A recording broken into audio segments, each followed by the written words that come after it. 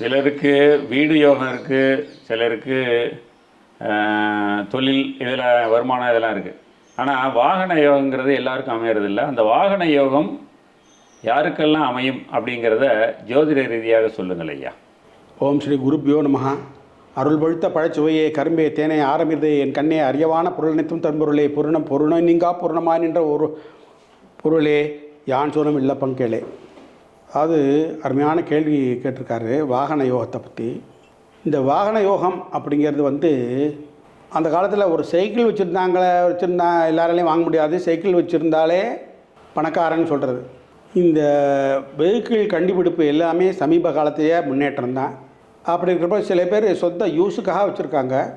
அது ப்ரைவேட் வெஹிக்கிள்னு எடுத்துக்கலாம், பர்சனல் வெஹிக்கிள்னு எடுத்துக்கலாம்.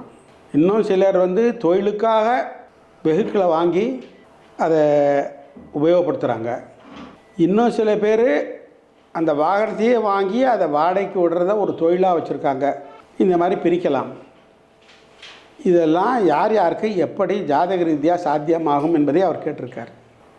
லக்னாதிபதி, லாபாதிபதி, வாகனஸ்தானாதிபதி மூவரும் பலத்தோட லக்ன கேந்திரத்திலோ சந்திர கேந்திரத்திலோ இருந்துட்டுன்னு சொன்னால் சிறு வயது முதற்கொண்டே ஜாதகர் வெஹிக்கிள் இல்லாமல் இருக்க மாட்டார். சுக்கிரன் சம்மந்தப்பட்டதுன்னா அப்பப்போ உண்டான மாடர்ன் வெஹிக்கிள், நல்ல இப்போ சொல்கிறாங்க ஹைப்ரிடு அப்படின்னு சொல்லக்கூடிய வெஹிக்கிள் பயன்படுத்துவார். அவருக்கு அந்த யோகம் இருக்கிறது. அது டூ வீலர் ஆகட்டும், அந்த வயசுக்கு தகுந்த மாதிரி, அதுக்கப்புறம் கார் ஆகட்டும், அதுபோல் ஹைப்ரிட் வரைக்கும் போகிறது.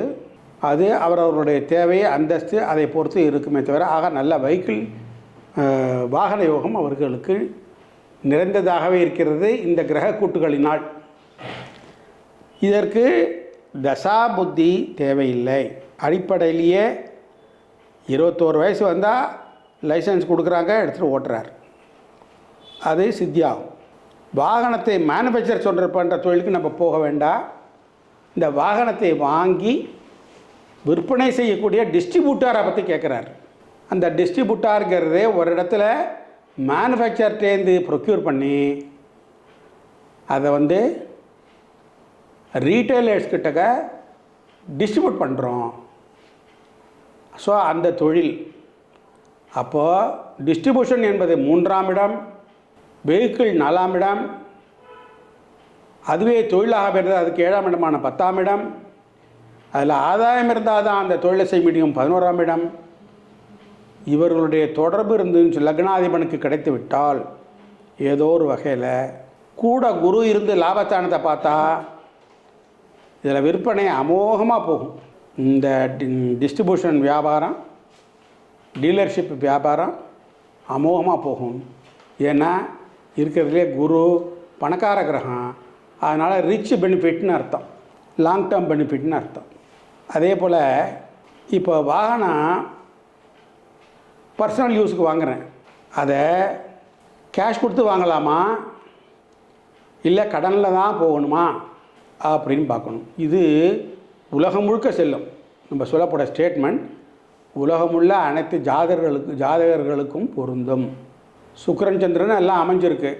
அவருக்கு ஹைப்ரிட் வெஹிக்கிள் ஓட்டணுங்கிறது அவருடைய ஆசை.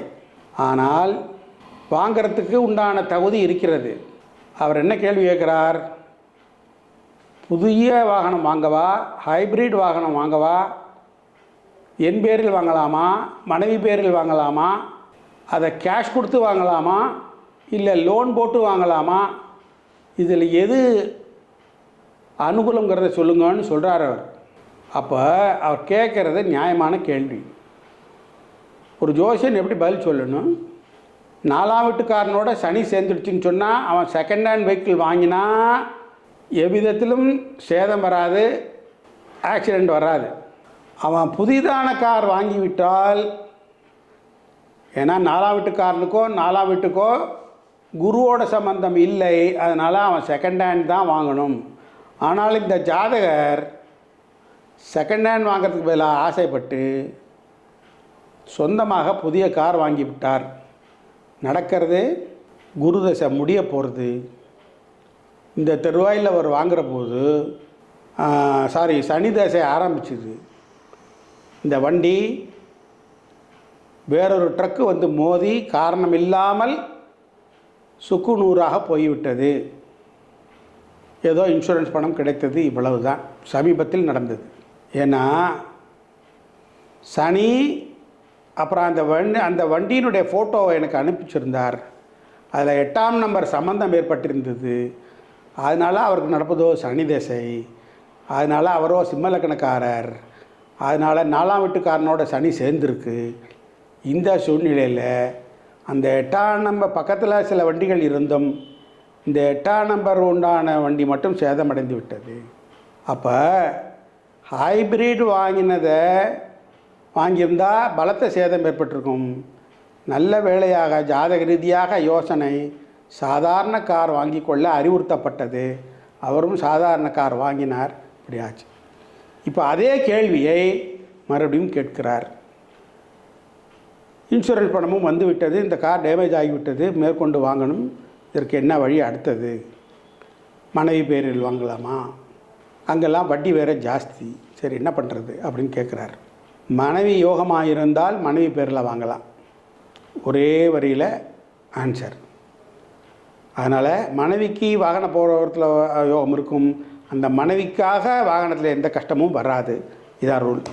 அதனால் யார் யோகமாக இருக்காங்களோ அவங்கள கெட்டியாக பிடிச்சிக்கணும், அவங்க மூலமாக காரியத்தை சாதிச்சுக்கணும். அப்படி தான்.